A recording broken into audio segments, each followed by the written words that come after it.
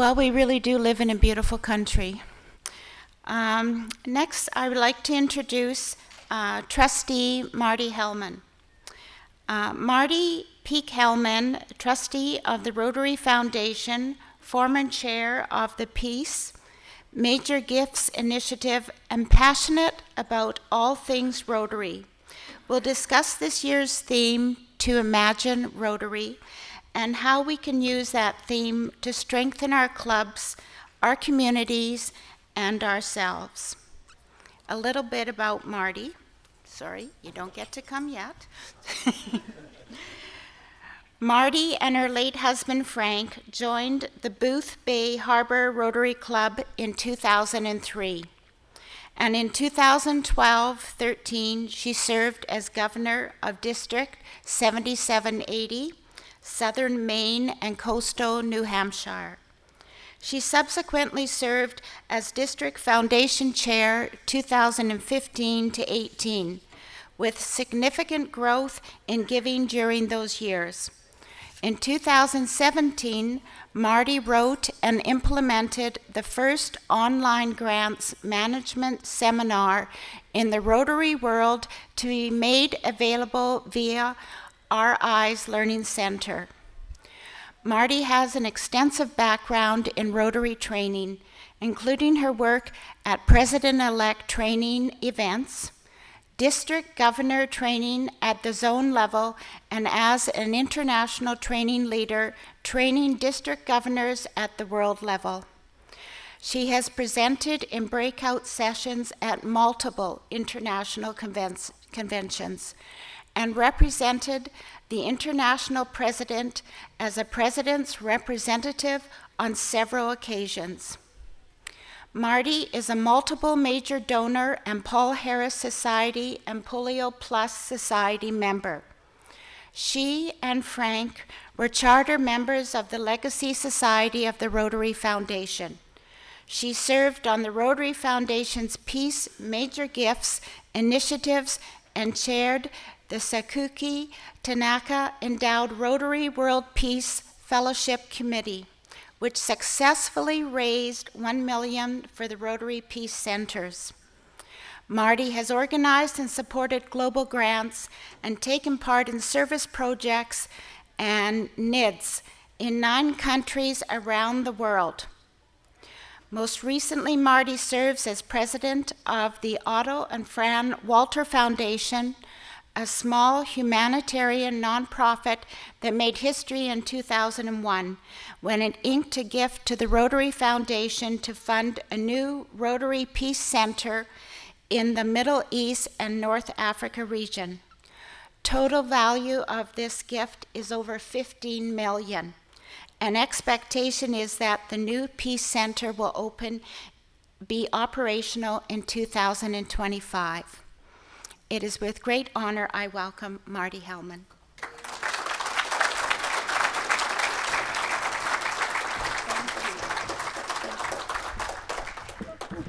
Thank you. I almost recognized myself there. And I'm delighted to be here. To Governor Steve, the conference team, to Tracy, thank you for making sure that I was picked up at the Calgary airport. A special shout out to my governor classmate, Fran Leggett. Where are you, Fran? Way back there. Most importantly, to you, Rotarians in District 5360. You had a lot of things you could be doing this weekend. You chose to be here, talking and learning and experiencing Rotary, and that's just wonderful. So thank you for being here. Give yourselves a hand. You know, I almost didn't make it here, not because of the transportation, that was not the problem. But did you know that 1/2 of all people who join Rotary quit within the first year and a half? Think about your own club so that has any resonance with you. It may not.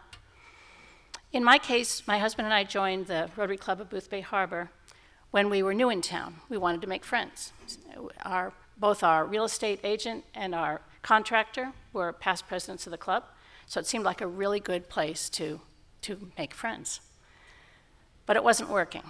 The club at that time was a singing club, and between the off-key singing and the insider jokes and the Rotary acronyms, I just wasn't getting it. I enjoyed the service part, but let's face it, there are plenty of ways to give service that don't involve paying membership dues and enjoying a weekly meeting. So I'd pretty much decided that this was the end of the road between me and Rotary. However, I had signed up to do a few things that month, club service. My club, we are our own waiters, that sort of thing. So I decided I'd wait for the end of the month when all my obligations were done, and then sort of slowly, silently disappear. Well, then it happened. The meeting could have been anything. It happened to be a member of my club who had just come back from building houses for AIDS orphans in East Africa. Somebody had flipped off the lights so we could see the slides. And I remember sitting in the back of the room, tears running down my cheeks, not because of the need. I've been aware of much need, but because a person just like me, an average person, somebody who I'd seen around the club, around our meeting space, had actually gone to Africa and done something tangible for people in need. We heard about service just a minute ago. Not written a check, he'd done that too, but gone to Africa and done something tangible. And as I sat there in the dark, I thought, maybe, just maybe, if I give this Rotary thing a chance, maybe someday I'll have the opportunity to go on a service trip. Well, a year later, my husband Frank and I were on an airplane to Guatemala to support a literacy program there you may have heard of called Camino Seguro, Safe Passage, a literacy project for the dump kids in Guatemala City. My plans were set. We'd work with the kids Monday through Friday. On Saturday, we'd go to Tikal, which is a Mayan site. And we'd come home after a long weekend and we'd take up our lives from where we'd left them off. And that worked for about the first 4 days. Then on Friday, the last day of the school week, we were signed up to take the littlest kids, 3 and 4-year-olds, to the city zoo. Guatemala City actually has a nice little zoo. And I'd been practicing my Spanish names of African mammals: elefante, jirafe, crocodilo. I needn't have bothered. It was the first time these kids had been out of the dump community, first time they'd been on a bus at all, first time they'd seen a park bench, green grass, tree. The animals, frankly, were wallpaper, far beyond them. They were too busy having fun just being kids, something that was not possible in their dump community, to even notice the animals. It was also a very sticky day after we introduced them to their first soft serve ice cream. And then it was a wonderful morning. And at the end of the day, we put the little ones back on the bus. And I stood there in the middle of the parking lot crying once again, this time because the world seemed so unfair. I mean, here were these little kids going back to a life of poverty and shantytown existence and hunger. And here was I for no reason other than my birth and maybe a few smart choices along the way, or to be honest, maybe not getting caught in a few bad choices along the way. I was no better looking, I was no smarter than the mothers of these kids. And it all seemed so unfair. And then I remembered that through Rotary, I could actually do something tangible for these kids. So I went back to my club. Yes, we went to Tikal. It's wonderful. Go there if you have a chance. Went back to my home club, invited myself onto my club's international committee, wrote a grant for Safe Passage, wrote another one. Then along came a hurricane which destroyed New Orleans, a city in my country that I'm very, very fond of. And I discovered you can write what I call a reverse grant, even for our communities, if the need is great enough. And by that time, I was on the district foundation committee and on my way to being club president. But there is a direct link between that slideshow that I experienced when I was 6 months a Rotarian and my being here today. An absolutely direct link. Well, so that's how I became a Rotarian. And I'm delighted to be here today to speak to you about President Jennifer Jones' request that we all imagine Rotary. And I want to talk also about the big, bodacious goals that we can accomplish through the Rotary Foundation. Not that I'm telling you anything that this district doesn't know. The foundation giving in this district is phenomenal. Thank you. Give yourselves a hand.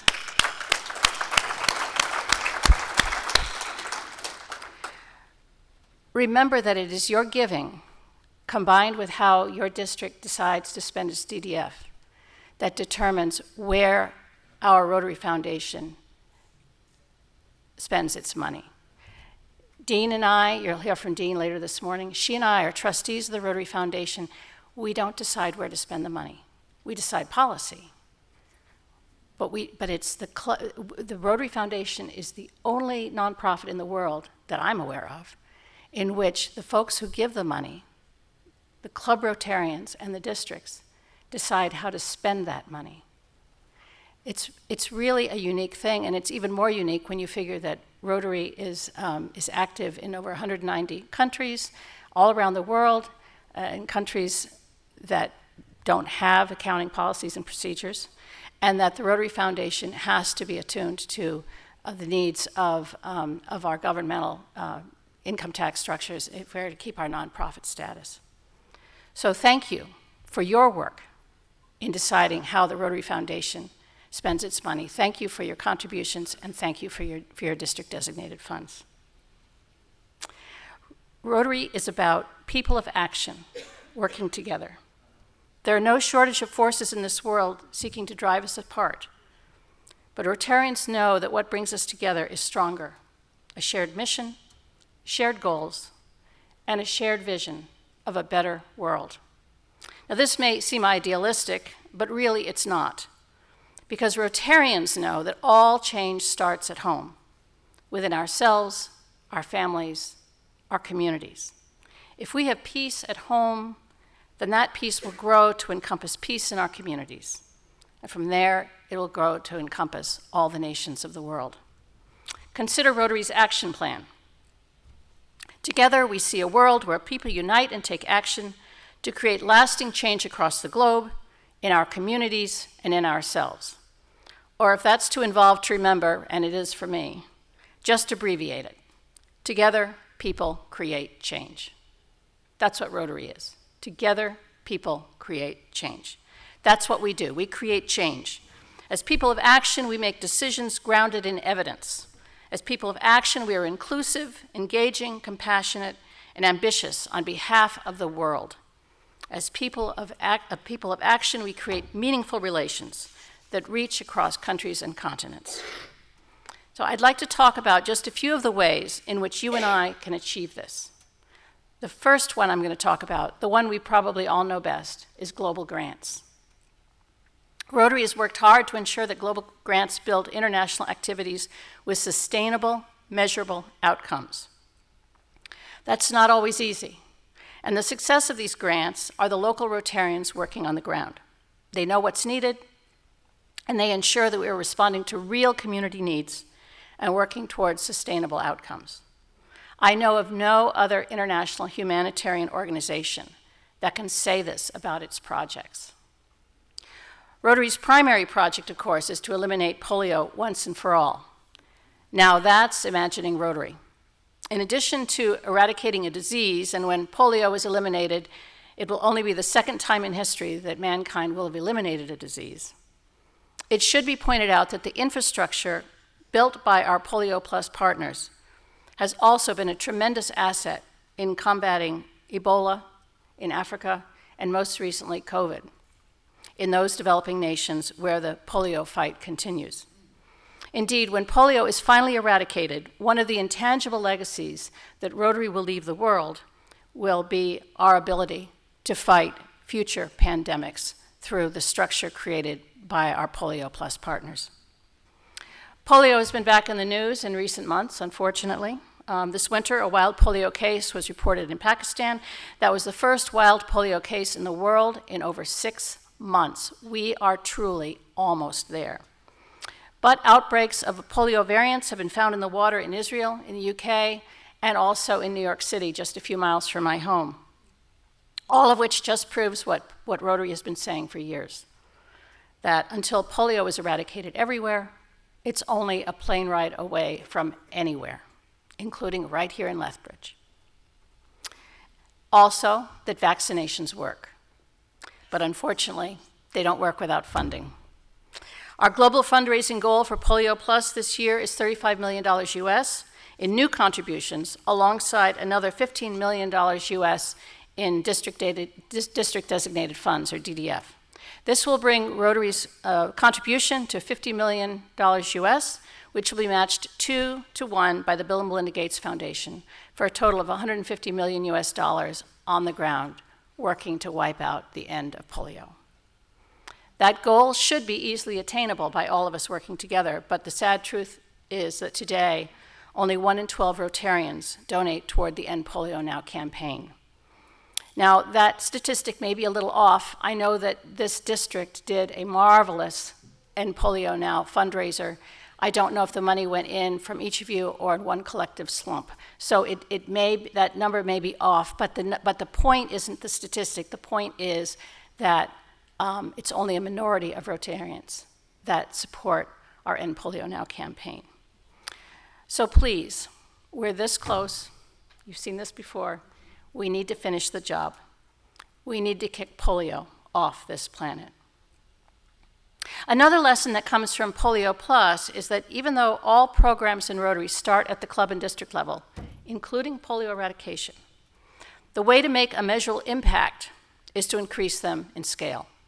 And one way we're doing this is through a relatively new program, now in its 3rd year, called, guess what? Programs of Scale. During each of the past 2 Rotary years, we've selected a high-impact, member-led project that's working on the ground and that we believe can be expanded exponentially, and also for which project partners believe there are outside organizations willing and ready to fund it. We look both for a track record of successful results within one of our areas of focus, as well as a readiness to help more people in more places. Then we provided an award of $2 million US from our World Fund, with the understanding that that sum will be matched or more from organizations outside Rotary in order to scale up the project. So the first Program of Scale award was 2 years ago. It was granted in 2020 to Partners for a Malaria-Free Zambia. World Vision US and the Gates Foundation are each matching our $2 million with $2 million of each of their own, bringing the budget up to $6 million US, and creating a 2-for-1 match for our precious World Fund dollars. Before the end of the partnership, which is led by Rotarians in Zambia and the United States, the program will have reached 1.3 million people with access to malaria prevention, diagnosis, and treatment. Our second Program of Scale awardee is a child maternal health project out of Nigeria. And stay tuned, a new award will be announced in a few weeks during the Melbourne Convention. And while we are focusing on lasting positive change in our communities around the world, we are also improving our ability to respond in times of crisis. Rotary is not a disaster response organization. We leave that to Doctors Without Borders, to the Red Cross, to other organizations that are much better equipped to manage it than are we. That said, Rotarians have asked the trustees for a simplified way to respond in times of disaster. And so in 2020, the trustees set up a general disaster response fund with the idea that it would be available to all clubs and districts around the world when they're faced with a local disaster. And then war broke out in Ukraine. We opened the Disaster Relief Fund for donations specific to helping people affected by the war, and in just a few months, we raised more than $15 million US. I suspect there's some donors to that fund in this room, and on behalf of the Ukrainians, I thank you. As we do with global grants, it was Rotarians in Ukraine and surrounding nations who told us what was needed so that our humanitarian networks and resources would provide support where it would be most effective. And that's how Rotary has provided food, shelter, and other necessities to millions of displaced and vulnerable people. Thank you for taking part in this amazing program. More recently, and learning from our Ukrainian experiences, we've opened disaster response funds specifically for the floods in Pakistan last year and for the earthquakes that hit southern Turkey and Syria. So at our most recent meeting in April, the trustees approved an expedited way to establish special funds whenever there is what we are calling a disaster of magnitude. From now on, when you hear about a natural disaster somewhere in the world that is affecting 1 million people or more, you can be sure that your donations will quickly and effectively be used by local Rotarians in that region to do what needs to be done. Now, none of this could happen without each of our commitments to the Rotary Foundation. I sometimes ask, when I'm speaking with Rotaractors, for example, or to clubs, I say, what percentage of your Rotary dues goes to the Rotary Foundation? And I get a lot of puzzled looks, and then somebody remembers it's a trick question because the answer is 0, right? And I know that in many ways I'm preaching here to the choir. Last year, your district reached phenomenal per capita giving to the annual fund, and later today we will be honoring 4 couples who have each pledged and given $250,000 US to the Rotary Foundation. That's a huge wow.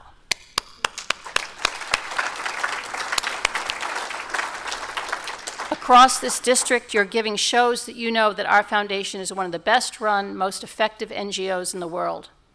Rotary's worked hard to ensure that a minimum is spent on overhead, office costs, and general expenses so that a maximum is available to be spent on work on the ground led by Rotarians. And our efforts are paying off. For 14 years now, Charity Navigator, an independent assessment board, has given the Rotary Foundation the highest rating of 4 stars in recognition of this level of stewardship. 14 years at the top rating on Charity Navigator is practically unheard of, and it means that all of us can be assured that our donations are being handled by Rotary as the treasure they are. Which brings me to the subject of the Rotary Foundation endowment. The world will always need Rotary, and it's up to us to ensure that our foundation will always have the ability to keep making a difference for generations into the future. This Rotary year, our goal is to raise $100 million US for the endowment. To break that down, the goal calls $40 million in outright gifts and another $60 million in planned giving and estate commitments. And all this is to bring us closer to the goal of building Rotary's endowment to $2.025 billion by the year 2025. Got that? $2.025 billion US by 2025. It's a stretch goal. It's also a doable goal. And it means that 2 years from now, right here in Calgary, then President Stephanie will be able to say we've made that goal. Something to look forward to. Now, I've been talking about imagining Rotary through big, bodacious goals. And I know that all too often we come to events like this and we hear great talks from great speakers, only to go back to our clubs at the beginning of next week and face the reality. Will I have enough volunteers for Saturday's fundraiser? Do I have enough members to meet the caterer's minimum at the next meeting? Enough contributions to make whatever that bogey was that I promised the district governor? So at this point, I want to turn from Rotary's big, bodacious goals to speak specifically on how you can use these goals to strengthen and grow your own club, even if your club isn't too big and isn't feeling very bodacious. So first, don't feel constrained by Rotary's big, bodacious goals. Help your club find its own. Food insecurity, affordable housing, working with the indigenous community. Visioning the Rotary version of long-range planning can be very helpful in helping you and your fellow club members figure out what your goals are. Your district leadership can help you with visioning. Second, use that big, bodacious goal to attract new people to your club. Be known as the organization in town that's actively working on anti-bullying or on supporting elders. Start with a community assessment to figure out what's already being done and where the gaps are. There's plenty of information on Rotary.org about how to do a community assessment. Ask local nonprofits working on the problem what you can do to assist. Hold public forums on the topic. Be known as the organization in town that's most progressive on working toward the goal. Own it. Or maybe your big bodacious goal takes place on the other side of the globe. Maybe you want to do something about girls' education or clean drinking water. Or maybe you need ideas because you have too many, or you don't have any, or you don't know where to start. Well, you can start in the House of Friendship right downstairs. There's some good ideas there. Just realize that you don't have to invent it yourself. And that leads to action step number 3. The 3 is get other clubs involved. You've now got a big bodacious goal, and believe me, your community is not the only one that could use your talents and your expertise on the topic. So share it. You'll be amazed at how many other clubs want to join in. Of course, it may be that your big bodacious goal coincides with one of Rotary's. Mine does. I just returned from Kampala, Uganda, where I heard fellows at our Peace Center at Makerere University presenting plans on their social change initiatives, basically the independent study projects that they will undertake as a centerpiece of their Peace Fellow experience. Imagine, if you will, 20 practitioners of peace from across Africa coming together in one place, working together to come up with African solutions to African problems. Imagine how the future of the world may be changed by what these people may accomplish. And let's put this imagining in perspective. After all, the slave trade stole Africa's human resources. Colonialization stole her natural resources. And now here comes Rotary, in one small, tiny way, pushing it back against all that history and making it possible for African peacemakers to work together to come up with African solutions to African problems. And don't listen to me about it. Talk to Dean Roars, who lived half her life in Africa and loves Africa and has seen those young people working together, coming from different backgrounds, different points of view, but recognizing that they need to find common solutions to common problems. President Jennifer Jones asked us to imagine. Imagination that leads to lasting change. Change that fires the imagination. At our best, that's what Rotarians do. We imagine big, bodacious goals, and then we work to make them real. And if we do it right, in the doing, our club will grow beyond our expectations. We imagine a world free of polio. We imagine a world where everyone has access to clean water. We imagine a world where Indigenous and white communities share resources in harmony. We imagine a world free of disease where every child has the opportunity to read. We imagine kindness, hope, love, peace. Because we know that if we serve our members, we serve our communities. And if we serve our communities, we are working together to serve the world. Imagine that. And thank you very much.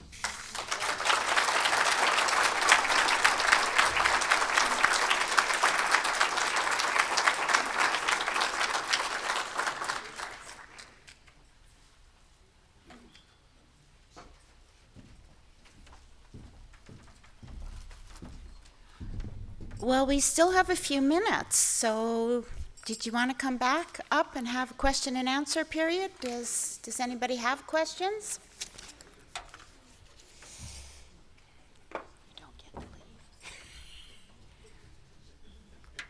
I'll be happy to answer questions. I'll also be happy to speak more about the Rotary Peace Centers, my passion. Peace Centers. Many of you may know that Rotary actually has 2 different Peace Center programs. These go back basically 20 years, a little bit more than 20 years. We have a master's degree program. Every year, Rotary has a global competition to select a total of 50 students, 10 for each of our 5 campuses around the world, to embark on a 2-year master's in peace and development. The school in North America is a joint operation of Duke and University of North Carolina in Chapel Hill, North Carolina. And those of you who follow college athletics will know that getting Duke and UNC to work together is a matter of some. Yeah. We also have schools at Bradford University, at Uppsala in Sweden, at Brisbane, University of Queensland in Brisbane, Australia, and there's a school in Tokyo, Japan. Each of those offers, as I say, a master's. We're matriculating and graduating 50 students a year total. And if you've never had the opportunity to hear one of these Peace Fellows speak, it's a remarkable experience. Many of them come from very difficult backgrounds, not all, but many of them do. And by the way, your club, your district can sponsor such a student at no cost to you, no DDF. All the funds come from a separate endowment within the Rotary Foundation. The second program we have isn't talked about quite so often. It's a graduate level certificate program. And it has recently, within a few years ago, it changed substantively, both in content and also in direction. The content, it went from a 3-month, mostly classroom textbook experience at Chulalongkorn University in Bangkok, Thailand. It moved to a 1-year, mostly independent study project. The idea is that when these students have completed their year, they won't have talked about peace. They will have created peace. The second thing that was really very different about this is that rather than a global interviewing process, these are regional programs. So the program at Kampala University I was at last week at Makerere University in Kampala, Uganda, the region is sub-Saharan Africa. Now, when I first heard about this, honestly, I didn't get it. I thought Rotary was getting smart and spending less money on United Airlines and more money on something more useful. But the point of the regionality of the program is what I said a few minutes ago. It's to train local peacemakers to come up with local solutions to local problems. It's frankly unique.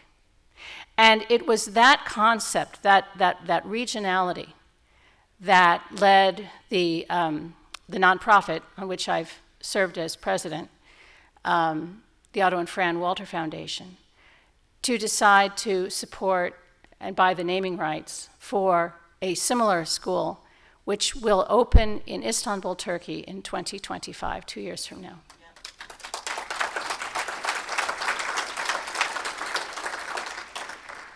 Now, this was not an easy decision on the part of the Otto and Fran Walter Foundation. I won't go through all the board discussions with you, but I will say that Otto Walter, whose funding, whose life savings is the Walter Foundation, he was a rich man, but he was no Elon Musk. And so once we make this gift, and we're in the final throes of doing the last pieces of it, then the Walter Foundation our bank account will be empty, we'll shut our doors. I'll have to look for a real job. But more to the point, this center will be Otto's legacy to the world. He himself was a Holocaust survivor, so to put a center working for peace in the Middle East is a dream come true. And that was our decision. The next center will be in Asia, again, a regional center in Asia, and the center after that in Latin America. And frankly, the sky's the limit. The only thing holding us back is funding.